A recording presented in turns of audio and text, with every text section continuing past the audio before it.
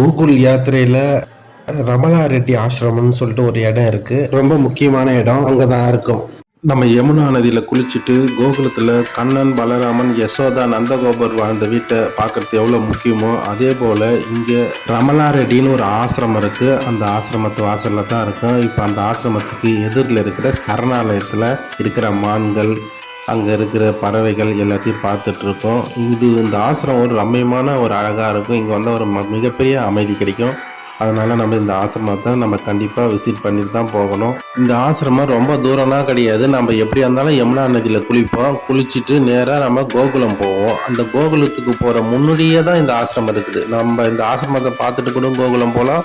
இல்லைன்னா கோகுலம் போயிட்டு யசோதா, நந்தகோபர், கண்ணன் வாழ்ந்த வீட்டை பார்த்துட்டு கூட நம்ம இந்த ஆசிரமத்துக்கு வரலாம். ஏன்னா இந்த ஆசிரமம் வந்து ஒரு அமைதியான ஒரு சூழ்நிலையை உருவாக்கும்னு சொல்லிட்டு அந்த மக்கள் சொன்னதால தான் நம்ம இந்த ஆசிரமத்துக்கு போகிறோம். எப்படி இருக்குது நம்ம உள்ளே போய் பார்க்கலாம்.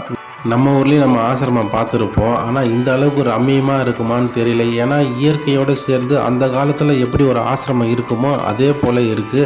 இந்த மாதிரி ஆசிரமத்தை நான் சினிமா படத்தில் தான் பார்த்துருக்கேன். அதுக்கப்புறம் இங்கே தான் பார்த்துருக்கேன். நம்ம ஏற்கனவே நம்ம தமிழ்நாட்டில் பார்த்துருப்போம். ஆனால் அந்த ஆசிரமம் எப்படி இருக்கும், பில்டிங் கட்டிடம் இந்த மாதிரி தான் இருக்குது. ஆனால் இங்கே எப்படி இருக்குன்னா அந்த காலத்தில் எப்படி ஒரு ஆசிரமம் ஒரு குடில்கள் அமைச்சிருப்பாங்களோ அதே போல் இருக்குது. அங்கே தங்கியிருக்கிற சிஷ்யர்களுக்கும் தனி குடில்கள், குருஜிக்கும் தனி குடில்கள். அவங்க மட்டும் குருஜினா இங்கே நிறையா பேர் நல்ல சொகுசாக வாழ்வாங்கள்ல, அங்கே அப்படி கிடையாது. அந்த குருஜியும் அதேமாதிரி ஒரு குடிலில் தான் இருக்கிறாரு. நம்ம அந்த குருஜியை நம்ம அப்புறமா பார்ப்போம்.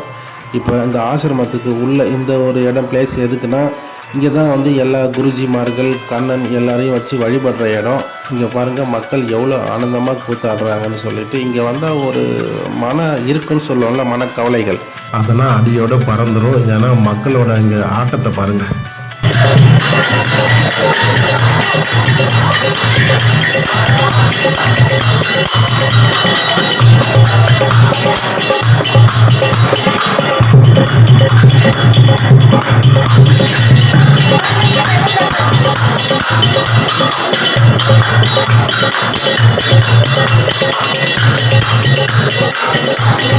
எவ்வளோ அழகான இடம்.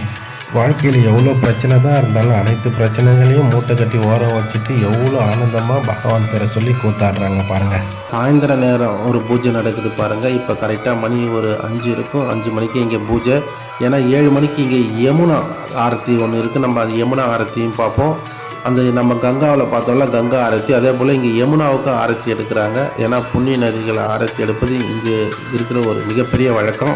நம்ம ஊரில் ஒவ்வொரு கோவிலுக்கும் ஒரு யானை இருக்குல்ல, அதே மாதிரி இந்த ஆசிரமத்துக்கும் ஒரு யானை இருக்குது. இந்த யானைக்கிட்ட நம்ம காசுலாம் கொடுத்து தலையில் ஆசீர்வாதம் வாங்கன்னா வாங்க முடியாதுங்க. ஏன்னா காசுனா அந்த யானை வாங்க மாட்டேது. பழம் கொடுத்தா மட்டும் வாங்குது. நம்ம ஊரில் இருக்கிறவங்க தான் யானைக்கு காசு வாங்குற மாதிரி பழக்கப்படுத்தி வச்சுருக்காங்க. ஏன்னா காசுக்கு அது என்ன பண்ண போதும் அதுக்கு தெரியாது. அந்த மாதிரி பழக்கம் பண்ணி வச்சுருக்காங்க. இங்கே அப்படி கிடையாது. நீங்கள் பழம் கொடுத்தீங்கன்னா அந்த பழத்தை வாங்கி சாப்பிட்டுட்டு உங்களுக்கு ஆசீர்வாதம் பண்ணணும் அந்த யானை. சரி வாங்க ஆசிரமத்தை சுற்றி பார்ப்போம். இங்கே தான் வந்து குருக்கள் தங்குற குடில்கள், அந்த சிஷ்யர்கள் தங்குற குடில்கள்லாம் இருக்கா. நம்ம அந்த குடில்களை பார்ப்போம். அதுக்கு முன்னாடி பாருங்கள் எவ்வளோ விசாலமான மணல் பரப்பாக இருக்குதுன்னு.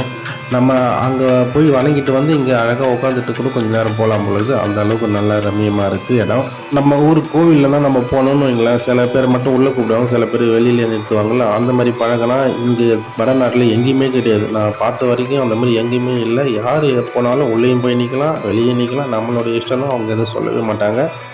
இப்போ நம்ம அந்த குருஜி இருக்கிற குடிலுக்கு போகிறோம். ஆனால் அந்த மெயின் குடியில் நம்மளால் வீடியோ எடுக்க முடியுமா என்னன்னு தெரியல. அதுக்கு முன்னாடி இருக்கிற அந்த சிஷ்யர்கள்லாம் தங்குவாங்கள்ல, அந்த குடில்களை நம்ம வீடியோ எடுப்போம். அதை பாருங்கள், இதுதான் அந்த சிஷ்யர்கள் தங்குற ஒவ்வொருத்தருக்கும் ஒரு குடில்கள்.